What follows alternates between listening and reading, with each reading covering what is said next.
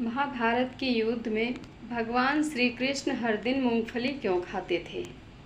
महाभारत युद्ध के दौरान भगवान श्री कृष्ण हर रोज़ मूंगफली खाते थे और उसके बाद युद्ध में जाते थे। लेकिन क्या आप जानते हैं कि कृष्ण ने मूंगफली क्यों खाई? भगवान श्री कृष्ण ने महाभारत में पांडवों को बिना अस्त्र लिए विजय प्राप्त करवाया था। अपने जीवन काल में भगवान श्री कृष्ण ऐसे कई चरित्र किए हैं जो हम सभी जानते हैं। जब कृष्ण महाभारत के युद्ध में जाते थे तो मूंगफली खाते थे और युद्ध में जाते थे। यह उनका दैनिक नियम बन गया था। युद्ध शुरू होने से पहले वह अपने मुंह में कुछ मूंगफली के दाने डाल कर जाते थे और इसे खाने के पीछे बहुत गहरा रहस्य है और केवल उडुपी राज्य के राजा को ही यह रहस्य पता था। जब महाभारत युद्ध होने वाला था तब पांडवों और कौरवों ने कई राज्यों के राजाओं को अपना पक्ष रखने का संदेश भेजा था। पांडव पक्ष में कई राज्यों के राजा थे और कई राजाओं कौरवों के पक्ष में लड़े थे। लेकिन इन सभी राज्यों के राजाओं में से एक राजा था जो किसी भी पक्ष से युद्ध से कभी नहीं जुड़ा था। वह उडुपी राज्य का राजा था।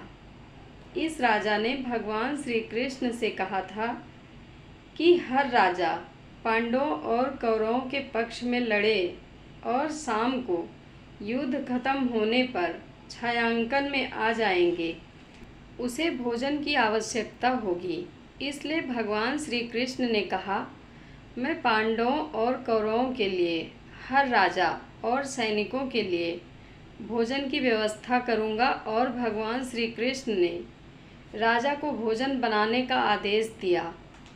लेकिन एक समस्या उडुपी के राजा के पास थी कि वह हर दिन सैनिकों और राजाओं के लिए कितना खाना तैयार करें, क्योंकि युद्ध में हर दिन हजारों सैनिक मारे जा चुके हैं और ऐसी स्थिति में अगर खाना कम हो जाए तो सैनिकों की भूख से मौत हो जाएगी और अगर ज़्यादा बना दिया तो माँ अन्नपूर्णा रुष्ट हो जाएंगी।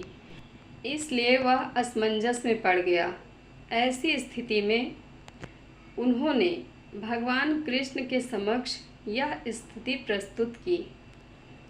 तब भगवान श्री कृष्ण ने कहा था, महाभारत युद्ध के दौरान मैं मूंगफली के कुछ दाने खाऊंगा और जितना मूंगफली दाने मैं खाऊंगा उस दिन उतने हजार सैनिक मर जाएंगे।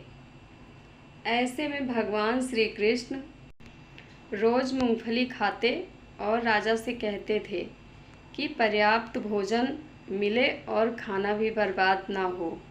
जय श्री कृष्णा। कथा अच्छी लगी तो कमेंट बॉक्स में अपनी राय ज़रूर दें। धन्यवाद।